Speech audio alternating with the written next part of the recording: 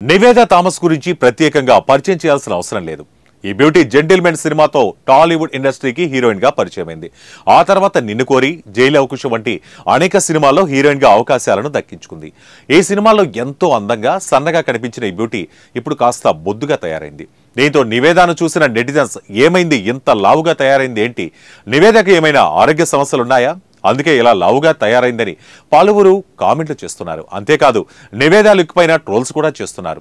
ప్రస్తుతం నివేదా 35 చిన్న కథ కాదు అనే సినిమాతో మరోసారి ప్రేక్షకులను అలరించనుంది. ప్రస్తుతం ఈ సినిమా ప్రమోషన్స్ కార్యక్రమాల్లో నివేదా చురుగ్గా పాల్గొంటున్నారు.